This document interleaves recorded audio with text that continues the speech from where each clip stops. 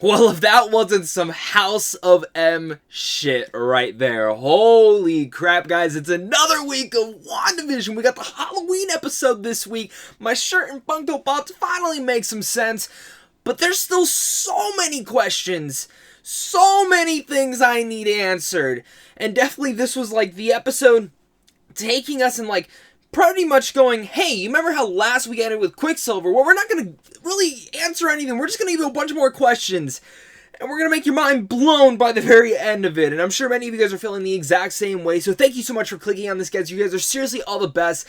If you guys are new here, though, and you guys just want to be staying up to date on all the episodes of WandaVision, today we're talking about WandaVision Episode 6, the Halloween episode in full spoiler detail.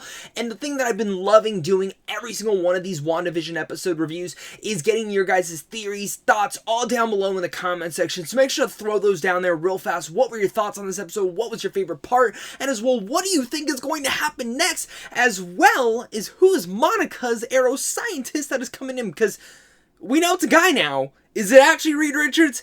We're definitely going to be talking about that a little bit towards the end of this video. As well, guys, if you guys are new here, hit that like and subscribe button so you don't miss out on content like this over here on a daily basis. I love talking WandaVision. I love staying up this late. It's, 1 o'clock in the morning, and it's just time to talk to WandaVision. So overall, I, again, just am starting to love this show more and more every single week.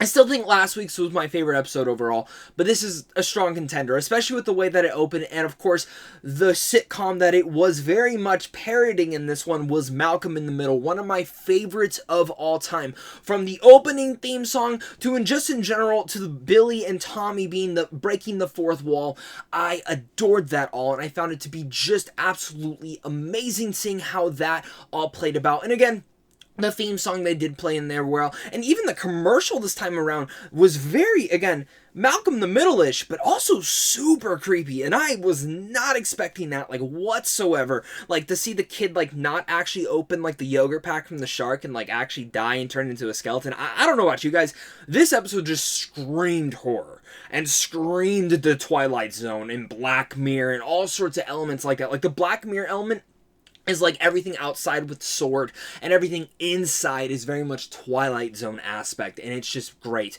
But again, of course, coming off that last week, Quicksilver is here, Evan Peters is playing him, but there's still some confusion personally for me within here, because the thing that I'm starting to get is that everyone is kind of in on it. They all know they want to satisfy Wanda, but when Vision touches them, it seems like they are very much in pain.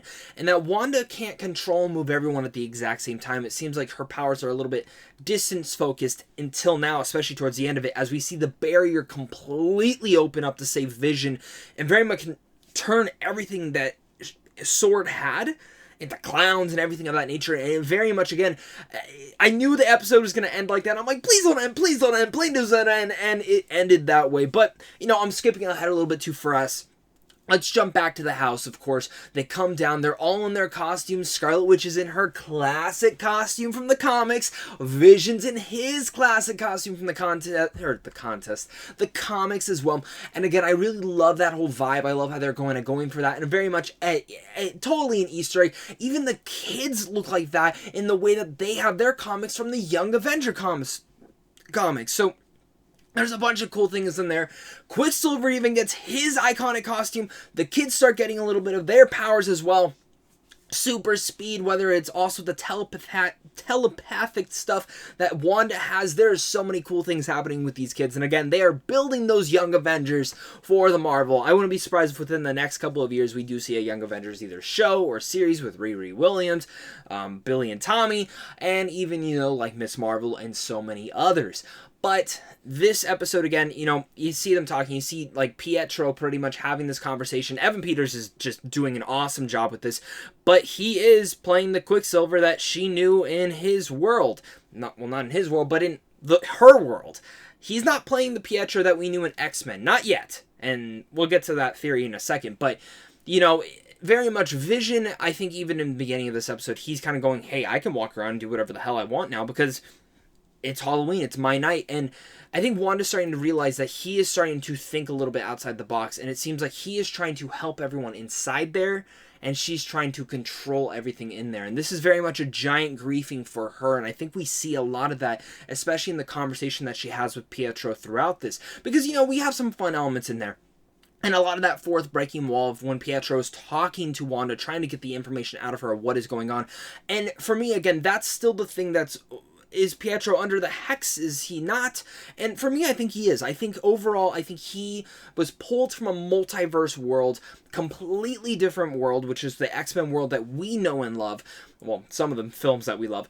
Pulled from that world, brought into this, like he heard her, brought in, and I think that's how strong Wanda is. Or perhaps someone else brought him in, maybe a Mephisto of some sorts, brought him into this world, and pretty much gave him this hex of some sorts that made him feel and know everything that Pietro in that world happened to be.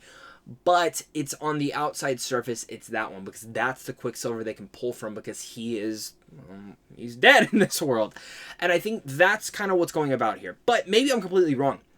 Maybe it's just more of a wink at the camera, nod at everything, and maybe it's Pietro's dead body that she's controlling. I mean, she's already controlling Vision's dead body, or of some sorts, Vision's dead body is in here, because we do get that shot when she turns around, the bullet wounds are in him, and he's all zombified, and again, terrifying in that moment, because it was just as terrifying as when it happens to Vision, but she is slowly, chaotically breaking down, and we are seeing this slowly happen throughout each and every episode. In fact, she blows her brother across the wall when he goes, "Hey, your dead husband can't do that." Boom! Blew him across the wall. The repercussions for next week's episode, I think, this is very much the time turning stone. This is us going to that next scenario, and that's something, again, I am craving to see and very much needing to see, because it feels like it's very structured. We know there's 9 episodes in here. The first 3, the third episode was ball drop.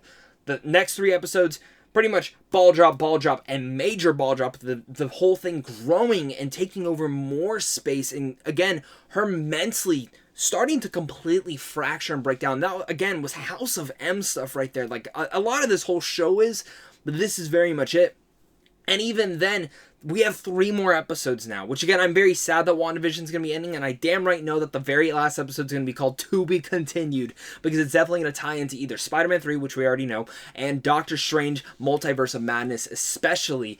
But it's just getting intense into that whole thing, and every single thing in Wanda's world is just completely altering and changing very slowly, and just small subtle details here and there, and especially when Vision starts walking about, and there's so many kids in here, and Pietro's even talking about that and trying to get information out of her, which I feel like is Quicksilver trying to break the boundaries, because he has superpowers, so I wonder if he's also trying to break and kind of understand what is going on. Like, he understands both ideologies. Maybe I'm completely wrong. A lot of people still believe that he is Mephisto.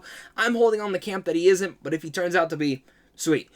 But still, let's move to Vision real fast, because Vision, of course, walked around the town.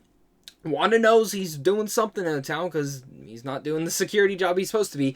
But the thing with him is he starts seeing this one lady, teary-eyed, just doing the same exact thing over and over. Sees a lot of the city is completely just frozen.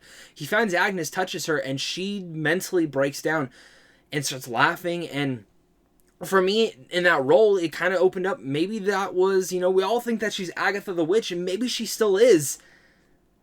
But maybe Wanda really did take over this town, and she was just in that town, and now she's under the hex, and she knows. It's, again, very interesting. It's like Wanda is the director of everything, and everyone is her puppets, her in a sense, actors and actresses in there, and they're all working for her. And this kind of gives me vibes of Ultron, because Ultron said no strings on me, but in general, she has strings on everybody out there. And it's just opening my mind, and, Vision starts walking out, and I started almost bawling my eyes, because Vision's, like, literally killing himself to get the attention of S.W.O.R.D. to help all the people, but Wanda understands she can't do that, expands the whole thing, and let's just jump into the whole S.W.O.R.D. storyline, because, we're getting a lot of tidbits in there. Honestly, though, let's just give a shout out. Randall Park, Kate Denvers, and of course, Tarisha Paris, who plays Monica. I loving them in this. I love their chemistry. I love everything about them.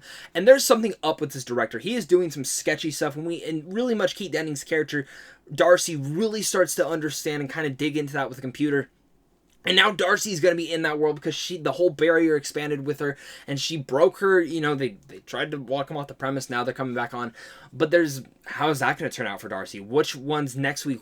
How that's going to be? I think next week's going to be more like The Office. I really much think so. I think the next week's kind of like going to probably be the last of the sitcom era, and I think it's going to be the multi-camera thing, and I'm looking forward to that, especially if they do a mockumentary type thing. That's just going to be amazing if they end up doing that. If they don't, then I don't think they... But that's the way that I'm kind of viewing that they're probably going to do something like that. But, you know, there's little details. Of course, Monica's blood. She's getting her superpowers. That's a big thing as well. They're talking about New Jersey and how much of this radiation is coming out. That's Miss Marvel right there. But something that someone mentioned to me last week is, of course, who is Monica's contact? That's something that we're still kind of discussing and trying to figure out. Is it Reed Richards? I don't know. Last week the subtitle says a girl, but she says him this week. So that opens the mind that it is a guy. Because I was guessing it was probably Riri Williams, who is Ironheart, who they've already casted, and her new show isn't for like another 2 years. So it's like, okay. So what's she showing up in? So many concepts, so many ideas. Everyone's driving away. The director gets away. I still believe he's a completely villain or some sort. There's something going on with him. But everything with Monica and Wu... and not Agent Wu getting away, completely escaping and just surviving, and that's where the ball drops is, who's the scientist? Where's that going? Where does that leave both of them now? And in general, where does that leave Wanda? And another psychotic breakdown. And again, more of a one that she's just suffering from grief, not wanting to lose Vision again. This is going to be a heartbreaking story, and I cannot imagine what next week will bring us. I'm still waiting for Doctor Strange to show up, but guys, I need to hear your guys' thoughts, your theories, what you guys think is going to be happening. What were your thoughts on this episode? What do you think about is going on with Quicksilver? I need to hear about it all down below in the comment section. That is why I get up to do this, or stay up until past midnight when I work at 7 a.m. That's why I do this, so I can have a great conversation with you guys, because I'm just a geek, and it's so great. I get, like, anxious in my stomach, and I don't know if it's just me, but, like, that's what WandaVision's giving me. Mandalorian gave me the same thing, because I don't know what's going to happen in these shows. Where the movies, we get so many trailers and clips that come out. The shows are very much hidden in mystery, and it's so great to just be hidden with it along the way. So thank you guys again for clicking on this. You guys are seriously all the best. Hit that like and subscribe button. Comment down below. Let's talk WandaVision. I'll make sure to catch you guys next week. And of course, to be continued.